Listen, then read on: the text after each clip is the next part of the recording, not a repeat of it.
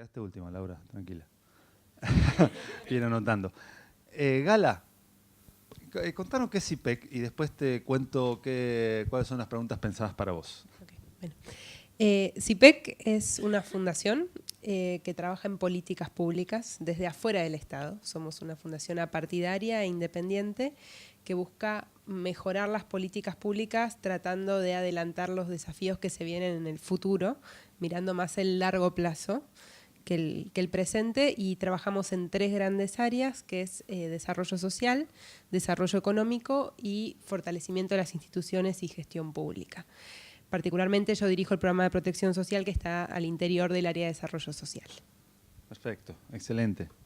Bueno, bien, te cuento, mirá, la intro dice así. Nuestro país, no, perdón, estaba leyendo la de Diego. Las tipologías de familia fueron cambiando a lo largo de los últimos años. Algunos países se fueron adaptando más rápidamente que otros.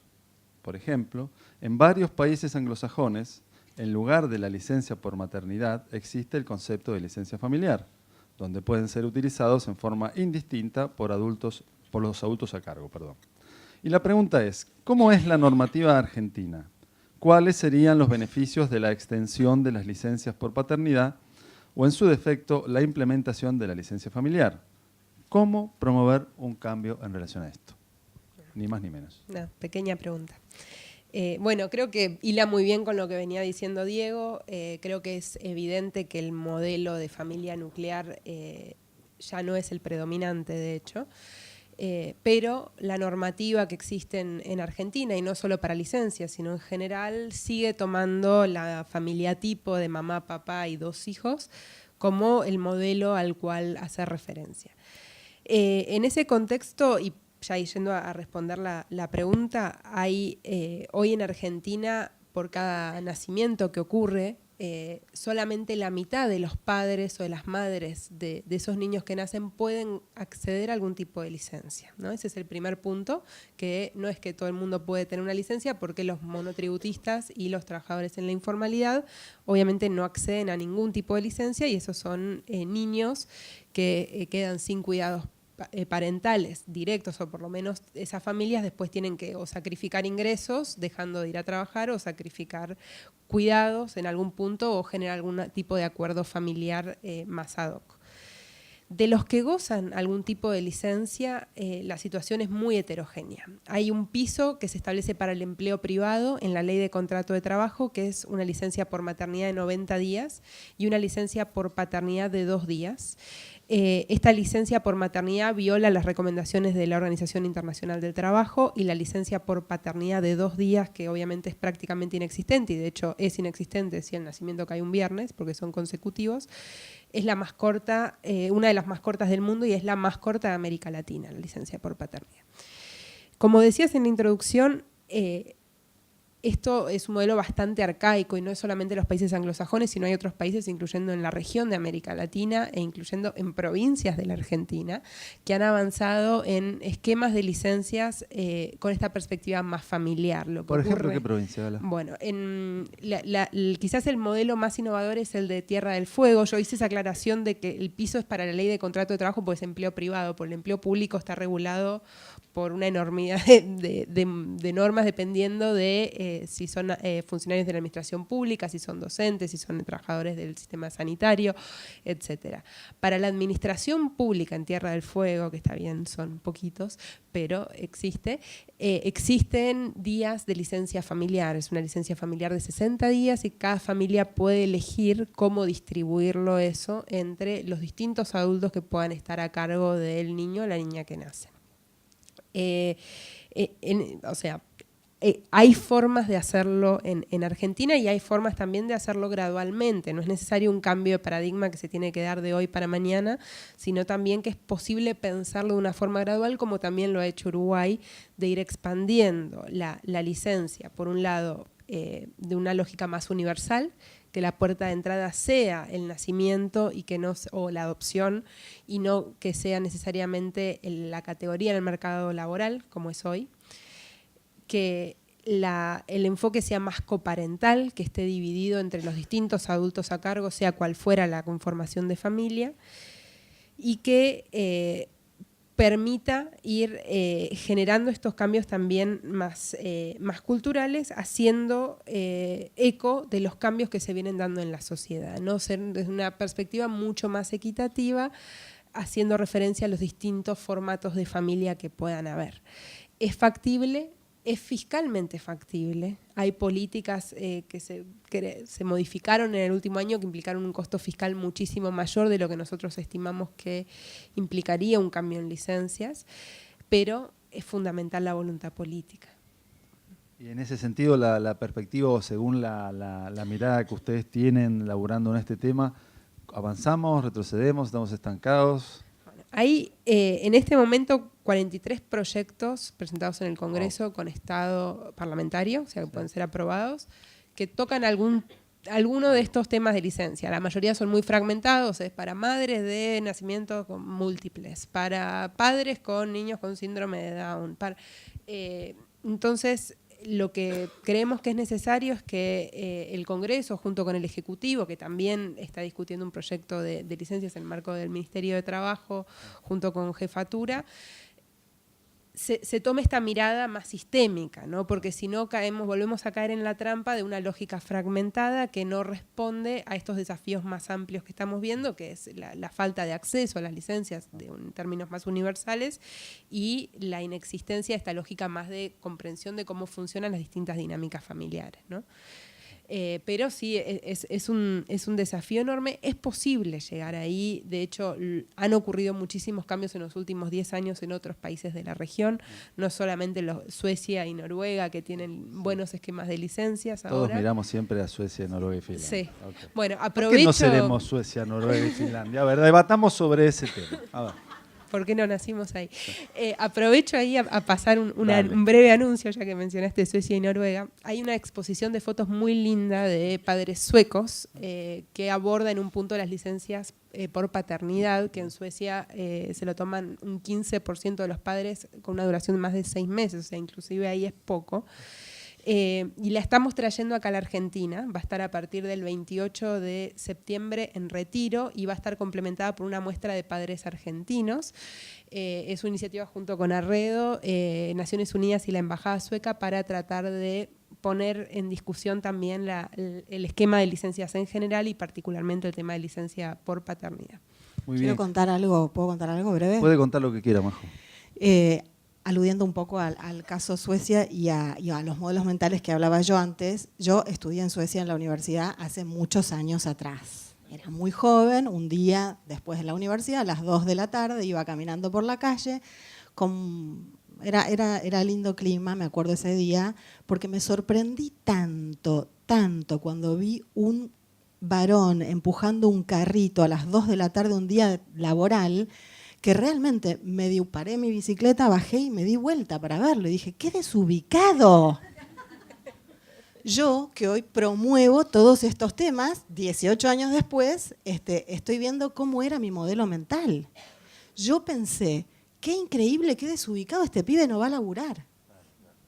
Entonces, ojalá lleguemos a esa instancia, pero esto que nos acompaña de pensar que el mundo está al revés, tenemos que un poco abrir nuestro modelo mental. Era solo ese comentario. Sí, claro, sí, está muy bien.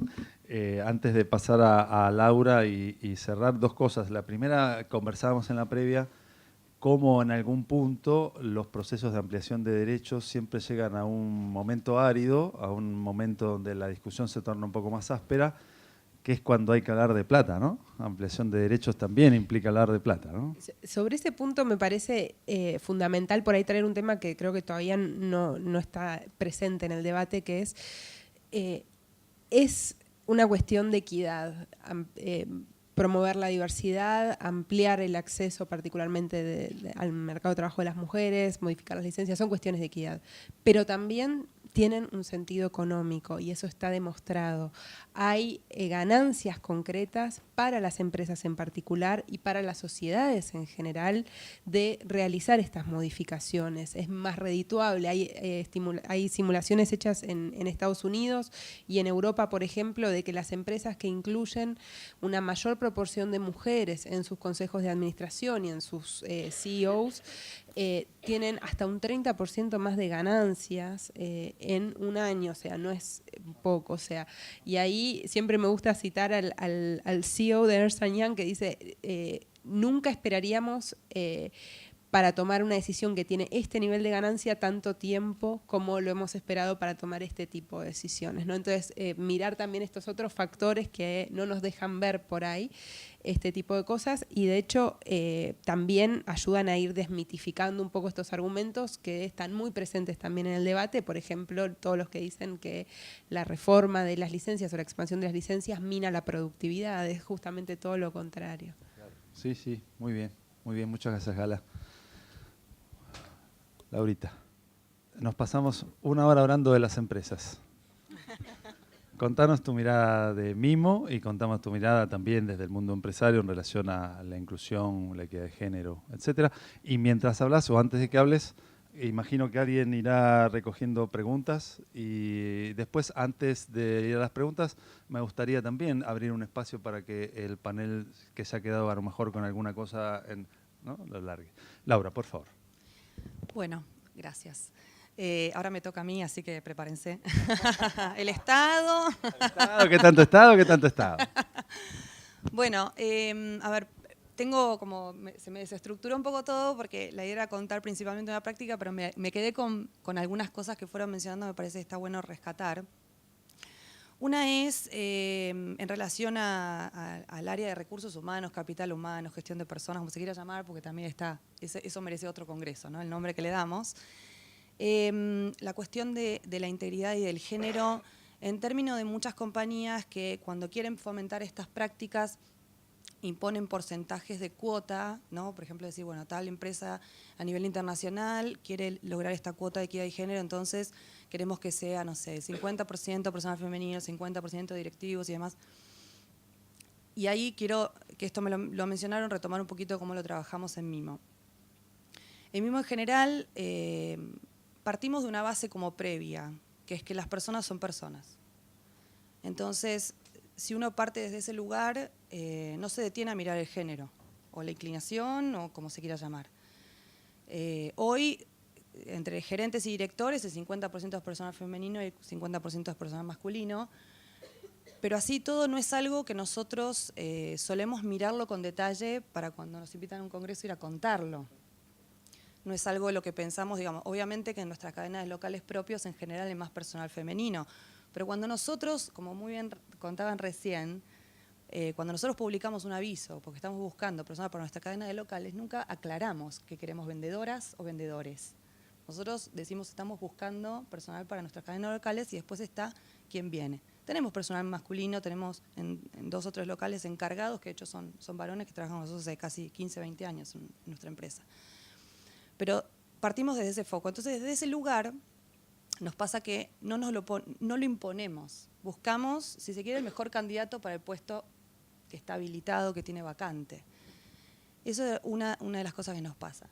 Otra de las cuestiones con que no pensamos tanto las políticas de recursos humanos en términos de retención de talento.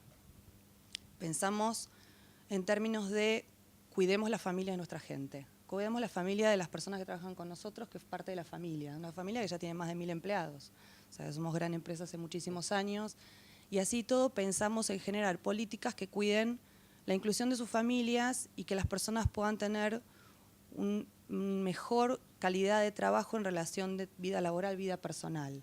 Entonces implementamos muchas acciones que tengan que ver con que se sientan las personas mejor, porque creemos que están muchas horas en el trabajo y está bueno que convivamos todos bien y que tengamos un buen clima de trabajo. Entonces, partiendo de ese lugar, no pensamos en hagamos algo para retener el talento. De hecho, hoy nos pasa que la rotación de personal que tenemos en nuestras plantas es menos de 1 punto.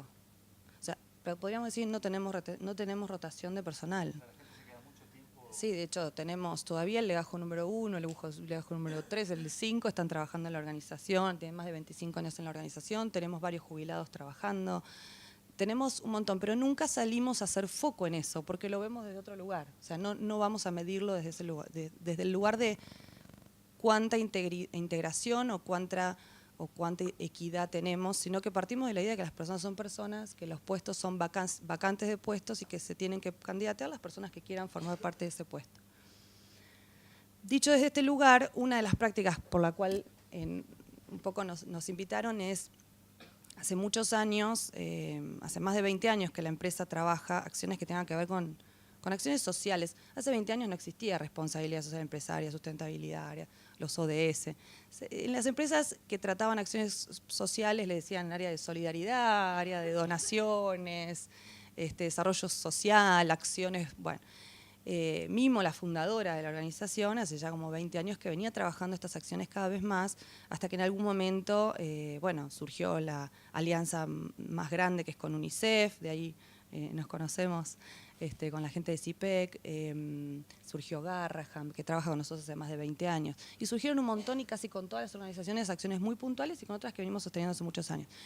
Y hace aproximadamente 10 años, Mimo, la fundadora, estaba como, yo digo, coqueteando con la idea de crear una fundación para poner más foco en estas acciones que en general siempre tenían la idea de cuidar a los niños, la educación, el desarrollo de los niños. Y meditando sobre la idea, se pensó, vamos a empezar por casa. Entonces, con la idea de vamos a empezar por casa, yo recuerdo que estábamos en el auto con Mimo, con la fundadora, y Mimo dice, la verdad es que a mí me costó mucho ser mamá, crear esta empresa, trabajar la cantidad de horas que uno trabaja, especialmente cuando está creando una organización, ¿no? Porque ahí trabajás 18, 20 horas pensando en cómo crear, tener mis 3 hijos, estar con ellos, cuidarlos, amamantarlos, fue muy complicado. A mí me encantaría tener la posibilidad de que las mamás que trabajan puedan dar la teta. Eso fue así de sencillo, la charla, y eso 3 años después de esa idea terminó siendo lo que es hoy nuestro jardín maternal, que se llama el Jardín de Mimo. Es un jardín maternal exclusivo para las madres de la planta, que tiene 700 metros cuadrados, es un edificio exclusivo lindero a una de las plantas, que nos llevó muchas resistencias, no fue un proyecto sencillo, no fue un proyecto que uno sale, especialmente para los privados, salir a decir voy a hacer un jardín maternal, es como que en general los asesores te dicen, y mirá, te estás metiendo en un terreno un poco difícil, primero es desconocido, los abogados te asesoran desde un lugar, los asesores financieros cuál es la inversión. O sea, los abogados de la empresa siempre son muy prevenidos. Sí, está muy bien. No fue un proyecto para nada fácil y en realidad también estaban las resistencias, como contaban ustedes recién, desde el lado de los jefes de la organización o los mandos medios de la organización, por ahí hombres más duros que decían, ¿cómo es esto? O sea, yo vengo acá a trabajar y ¿cómo es que tengo una chica que va a decir, me voy a dar la teta y vuelvo? O sea, no entiendo. ¿Alguien me puede explicar cómo va a funcionar esto? Sé que fuimos aprendiendo mucho. El jardín, a fin de año, lo inauguramos en diciembre del 2009. Al día de hoy ya pasaron más de 90 mamás. 90 mamás en 5 salas, sufrieron 2 ampliaciones de jardín maternal, en 5 salas donde, como nuestro jardín, si se quiere, a ver, son 700 metros cuadrados, pero es chiquito, tiene 5 salas, como cualquier otro jardín que uno va, que por ahí puede tener muchísimas más. Es un jardín donde dentro de la misma sala, por supuesto, conviven los hijos de todos los empleados. O sea, dentro de la misma sala están los hijos de una operaria, con los hijos de una gerente, con los hijos de la recepcionista, con los hijos de alguien que opera la sala de corte, de telas, por ejemplo. Con lo cual trae otros condimentos también que son muy interesantes. Y podríamos decir, recién hablaban mucho del tema de los costos, ¿no? Yo cuando venía en el auto pensaba esto de que cuando uno mide las acciones que tienen que ver con impacto social, cuando uno lo mide una inversión, un proyecto desde lo privado, uno piensa en cuantificarlo, ¿no? Poner un costo. Y en general, la gente que se dedica a los negocios y los financistas dice, bueno, pero hay costos ocultos, o sea, no es solamente lo que yo invierto en dinero, tengo que cuantificar el tiempo que las personas estuvieron dedicadas pensando este proyecto y todos los costos ocultos que van asociados a ese proyecto que uno pone de inversión. Yo pensaba que en el jardín maternal claramente salta el beneficio, ¿no? Uno dice, bueno, es algo que claramente la señora Mimo lo hace de corazón, lo hizo porque tenía una convicción absoluta de pensar en que una madre tiene que tener el derecho y la posibilidad de desarrollarse profesionalmente y que eso no la aleje de darle la teta a su hijo, tenerlo al lado, verlo, estar cuidándolo, saber que ese niño no está, porque después fuimos aprendiendo, no está en una guardería. Nosotros no queríamos poner una guardería, porque no queríamos, nos contaban esto nuestros asesores, nos decían, nosotros no tenemos chicos enguardados, nosotros tenemos bebés, desde los bebés en adelante, en proceso educativo. Entonces no tenemos un jardín, no tenemos una guardería, tenemos un jardín maternal, con chicos hasta 4 años. Y cuando vemos año a año, cuando en los actos de fin de año, por ejemplo, las madres se acercan no solo las madres, los abuelos que van invitados, los tíos, los padrinos que van a la fiesta de fin de año y se acercan principalmente a agradecerle a la señora Mimo. Y cuando una madre le dice, como nos pasó, por ejemplo, que nos digan, gracias al jardín de Mimo yo pude ser una mamá sin culpa. Son mensajes muy fuertes. Y yo lo llevo a esto de el beneficio oculto. Porque el beneficio surge automáticamente, ese bebé pudo tomar la teta. Pero ¿cuánto otro hay de beneficio oculto en este tipo de prácticas que a la larga impulsan, por ejemplo, a una baja de rotación, pero no pensado desde el lugar de la retención del talento femenino? Porque no lo pensamos desde ahí. Pues si uno dice, voy a hacer un jardín maternal y pone en tela de juego la inversión de dinero, es altísima y el costo de mantenimiento de un jardín maternal, un jardín que está abierto durante todo el día en que la madre está trabajando. Es un jardín que tiene un servicio privado. El jardín le provee a todos los niños 5 mudas de ropa, porque tienen obviamente uniforme, el jardín de Mimo, por supuesto. Tienen uniforme, se le proveen todas las comidas en forma gratuita, se proveen las sábanas en forma gratuita. Es un jardín que tiene 13 maestras, bueno, como cualquier otro jardín, habilitado ante el DIPREGEP, habilitado ante la entidad que es el municipio. El costo es muy alto de mantenimiento del jardín. Pero bueno, visto desde otro lado, todo lo otro que va dejando, que no solo lo deja a la madre. Nosotros, por ejemplo, la última encuesta de clima que hicimos arrojaba que en una de las preguntas queríamos preguntarle a la gente del paquete de beneficios que tiene la organización, que es muy grande. Fíjense que a este jardín que se inaugura en el 2009 accedieron hasta el día de hoy 92 mamás. O sea, en 8 años 92 mamás. Y tenemos un paquete de beneficios muy grande que le llega a los 1000 empleados. Si no, hay un nicho que le llega a 500 porque es para los hombres de no sé qué, otro nicho que llega, y hay nichos de beneficios que llegan a los 1000 empleados. Perdón, Laurita, al jardín pueden llevar también los papás. No llevan los papás. ¿No llevan? No llevan los papás. Por varias razones. La primera es que el jardín fue pensado con la idea de que las mamás, de que ese bebé esté cerca de la teta, de que esa mamá pueda amamantar. Si nosotros abriríamos la vacante para los hombres, que es algo que obviamente algunos hombres nos han pedido en algún momento, el objetivo era que su mujer pueda volver a trabajar, pero no es una mujer que trabaja en nuestra empresa. O sea, es abrirle la vacante a ese bebé dentro de nuestro jardín maternal implicaba que de alguna forma se aleje del pecho. Eso por un lado. Nuestro jardín, el objetivo principal era que el bebé pueda estar primero durante los primeros 2 años principalmente cerca del pecho y la lactancia. Bueno, eso hemos vinculado muchísimo con la Fundación CONIN, con Abel Albino y demás.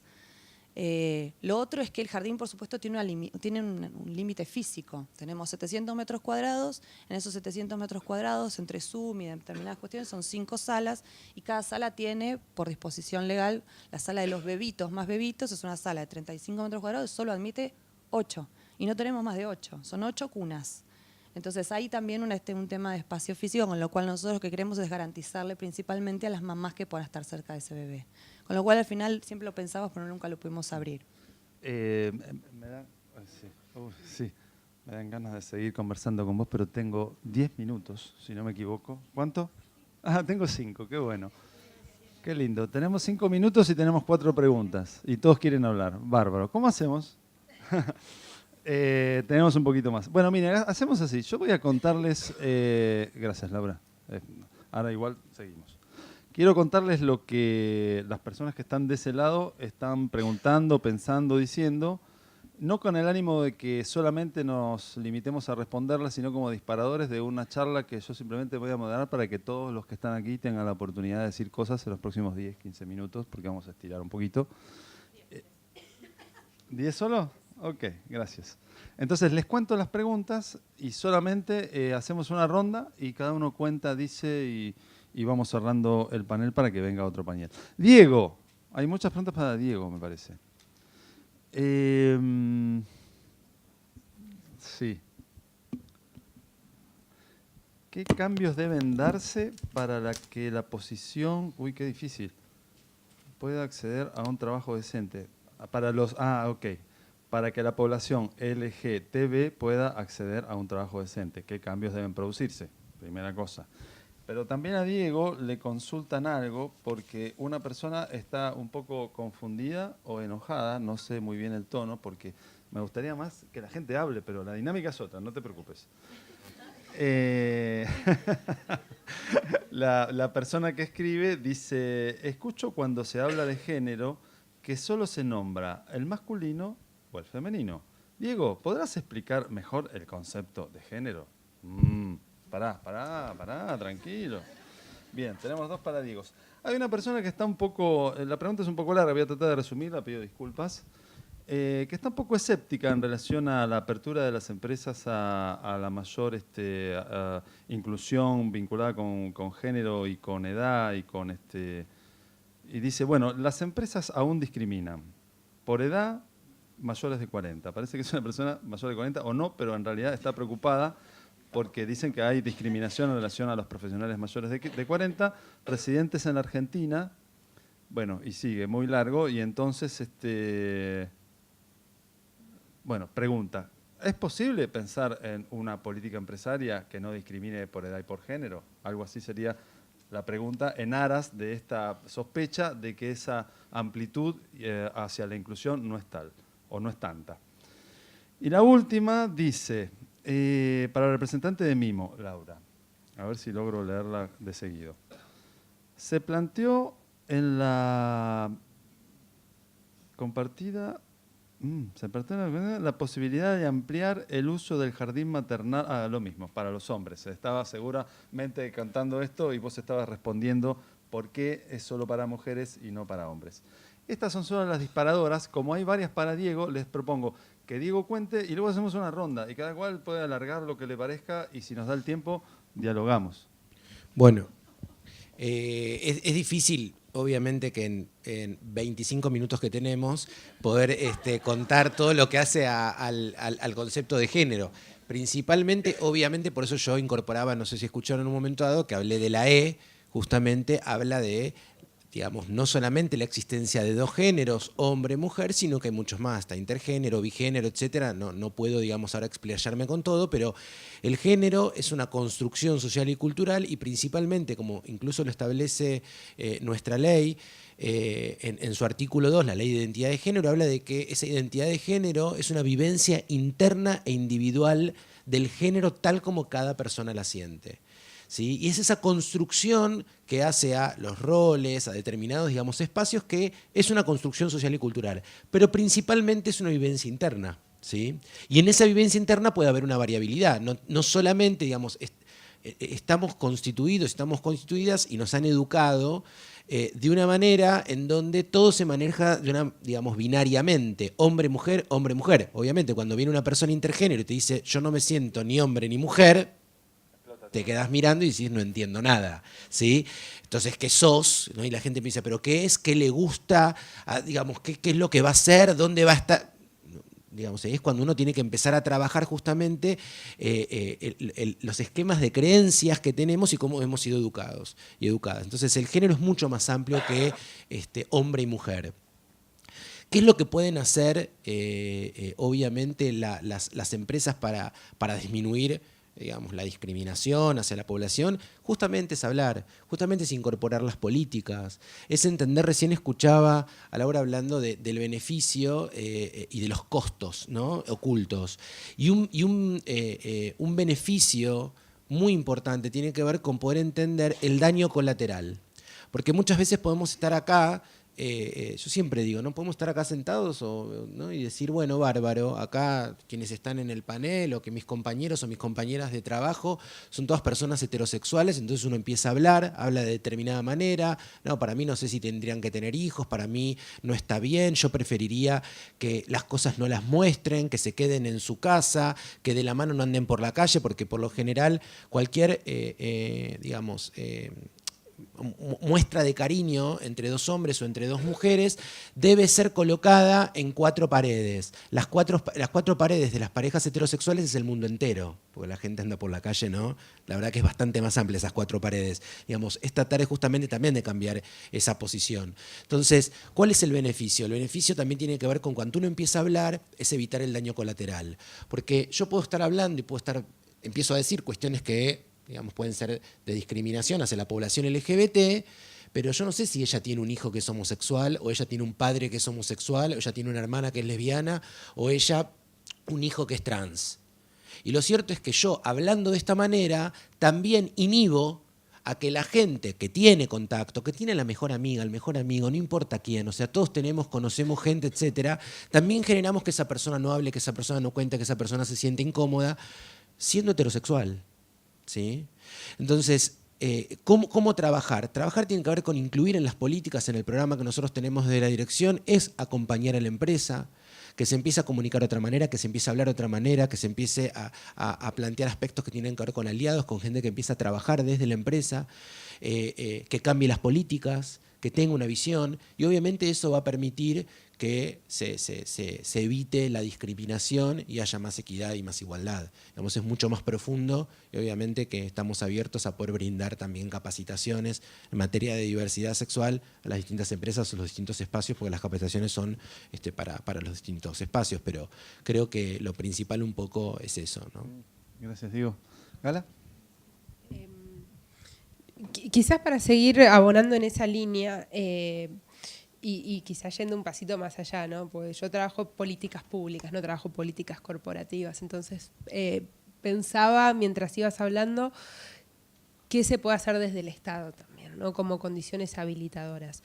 Hoy, en Argentina, por ahí podemos pensar que no hay barreras legales o no está prohibido la equidad en la ley, sino que tenemos una normativa bastante progresista. Bueno, es el caso en muchos de los derechos, pero no en todos. Hoy siguen habiendo determinadas profesiones, como por ejemplo el manejo de explosivos, en las cuales las mujeres legalmente no se pueden desempeñar, y ni hablar de los otros géneros, ¿no? Que ni siquiera están tan contemplados en muchas de las normas. Entonces, un primer paso, aunque parezca un poco burdo, es eliminar estas barreras normativas que impiden que exista realmente una mayor equidad. Después hay barreras que son por ahí menos explícitas, pero que hacen referencia a un poco también los roles que son tradicionalmente asignados a los distintos géneros en la sociedad. Y ahí, bueno, obviamente el tema de licencia ya lo discutimos mucho, pero no es el único. Y no es el único en términos de cómo se puede también eso tomar en una empresa. O sea, y eso nosotros hemos charlado muchísimo con grandes empresas que muchas veces están por delante del Estado, como marcabas antes, pero existe también esta especie de reticencia hoy que sobre todo en algunas de las grandes empresas, pero sobre todo en las pymes, de una mujer va a ser siempre mucho más cara que un varón, porque a pesar de que el riesgo de ser padre o madre es equiparable, la licencia por maternidad sigue siendo mucho más larga que la de paternidad. Entonces, si me da igual, prefiero contratar a un varón porque sé que no se va a tomar los 3 meses. Bueno, ese tipo de barreras por ahí son un poquito más invisibles, pero tienen un...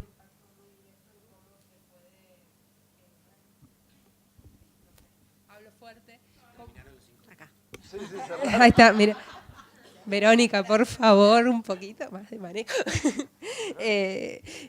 ¿Cómo eso puede implicar desarrollos de carrera y trayectorias muy en línea con lo que decía Cristina también, ¿no? Que no estamos hablando solamente de cómo es la participación hoy en el mercado de trabajo, que sigue existiendo una brecha de actividad, que el 70% de los varones decide salir a trabajar, mientras que en mujeres es el 40%, y que eso marca cómo se realizan todas las trayectorias, cómo se realiza el empoderamiento económico, y también cómo eso está cortado por otros ejes, sobre todo de clase y de nivel educativo, ¿no? Que eso, nada, es un tema gigante, así que lo dejo ahí colgando. Bárbaro, muchas gracias, Gala. Y Majo, ¿usted qué le parece?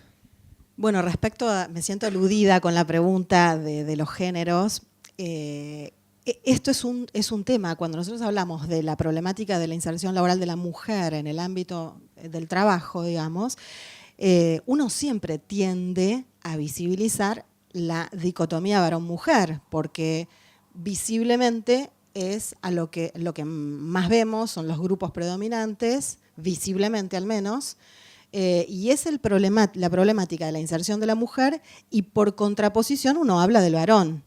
Por supuesto que si uno pudiera alargar el discurso, podría agregar otros géneros, pero en realidad el problema de la inserción de la mujer tiene que ver con esta contraposición con el varón. Ahora, si hablamos en términos amplios de diversidad, por supuesto podemos hablar de no una dicotomía, sino de un continuo, en donde en el medio tenemos un montón de identidades, como decía recién Diego, en donde cada uno puede identificarse más con el varón o más con la mujer. O en el medio, y no identificarse ni con uno ni con otro. Yo creo que hablando un poco de diversidad sexual en las empresas, yo creo que muchas organizaciones y la sociedad en su conjunto no se da cuenta de la importancia de hablar de personas, como recién decía Laura. Cuando hablamos de personas, invitamos a que el otro se exprese la identidad que siente.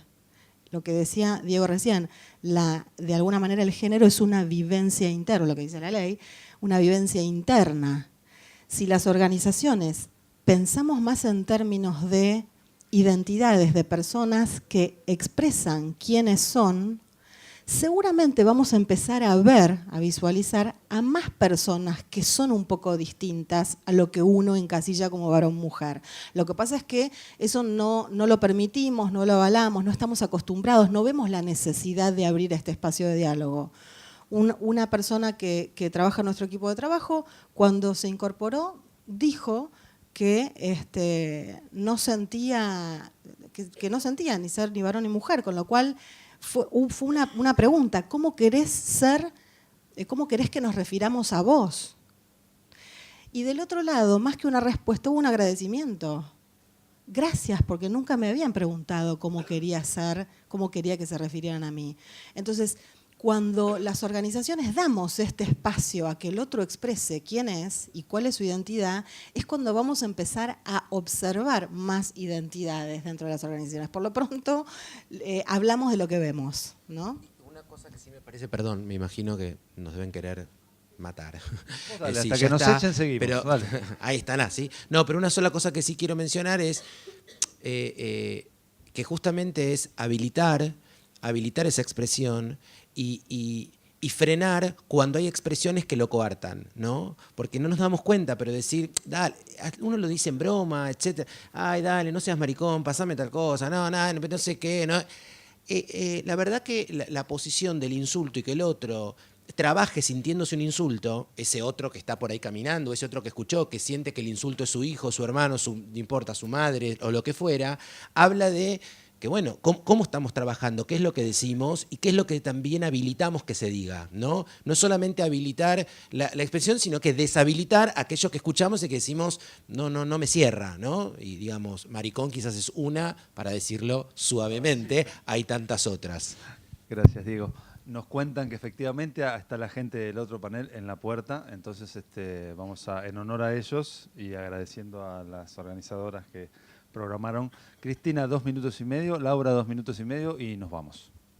Bueno, muy rápido. El tema quería señalar simplemente que el tema de las licencias y todo lo que se habló tiene que ver con un inicio que creemos que el tema del cuidado no está suficientemente instalado en la sociedad como para empezar a debatir este tema. Y eso implica una forma de organización de ese cuidado que, como dijimos antes, está en el tema de las mujeres. Por ejemplo, nosotros vemos que las empresas avanzan, muchas de ellas en su propio ámbito, respecto a mejorar esta conciliación trabajo-familia, pero cuando hay que pensarlo en términos de una ley, cuando hay que pensarlo en términos de un convenio colectivo, ahí ya retrotraen el aceptar esto. Y lo mismo en el plano de los sindicatos. Hay muchos sindicatos que negocian condiciones de trabajo, en el caso por empresa, y también deciden que el tema del espacio de cuidado es para las mujeres, no es para mujeres y varones. Todas las políticas que tienen que ver con el cuidado y con instalar el tema del cuidado en el centro de la cuestión, porque eso es lo que va a permitir que sea más equitativo el trabajo de cuidado y también más equitativo la posibilidad de conciliar con el trabajo remunerado. Ese tema tiene que incluir una corresponsabilidad, la corresponsabilidad entre el Estado, las empresas y los sindicatos. Todos nos tenemos que hacer cargo de ese tema. Muy bien, gracias Cristina. Cierra, Bueno, Laura. Dos cosas muy cortitas. Una es, como contaban recién esto bueno, yo decía de tratar a las personas como personas. En nuestra empresa, esto es una política abierta, digamos. O sea, no, diría mal, no es una política, ahí está, no es una política. De modo tal que no, digamos, que a mí personalmente me pasa que no quiero medirlo. O sea, no es algo en lo que yo le quiero poner un indicador, porque las personas son personas y se expresan como se tienen que expresar y está fantástico. Siento que desde el momento en que se lo mide, dividimos la comunidad de la organización y desde el momento que uno salta a medirlo está poniéndole la atención a algo que no es necesario, que tiene que fluir y que tiene que ser como tenga que ser. Lo segundo, muy cortito. En Mimo, las mamás que integran el jardín de Mimo, la mamá primeriza, o sea, a ver, mamá que tuvo su primer hijo, que va al jardín de Mimo, el promedio de licencia por excedencia es menor a 30 días. Son mamás que tienen todos los diferentes poderes adquisitivos, porque como contaba recién, es un jardín que está abierto para todos los poderes, o sea, digamos, todas las escalas jerárquicas de la organización. O sea, que no va de la mano de un tema de licencia por excedencia o no salario. Y lo segundo es, la mamá que entra al jardín de Mimo con su segundo hijo, o sea, puede haber tenido uno antes y cuando entra al jardín de Mimo, desde que se inaugura, tiene su primer hijo de jardín, pero es su segundo, la licencia por excedencia en estos 9 años fue 0 días. 0 días. Eso solo. Bueno, muy bien, muchas gracias. Estamos cerrando, gracias Diego, gracias Gala, gracias Majo, gracias Cristina, gracias Laura. Decir solamente antes de irnos, me gusta mucho repetir una frase de un señor que ustedes a lo mejor conocieron o leyeron, que se llama Pierre Bourdieu. ¿Oyeron hablar de ese señor? Ese señor decía, filósofo francés, que la única manera de cambiar el mundo es cambiando las formas en que el mundo se produce y reproduce. Hoy hablamos de eso. El video de AMIA fue eso, el video de Naciones Unidas fue eso, las conversaciones que mantuvimos fueron eso, y entonces les pido que nos vayamos festejando que estamos efectivamente buscando formas reales de cambiar el mundo, y eso es muy bonito. Muchas gracias.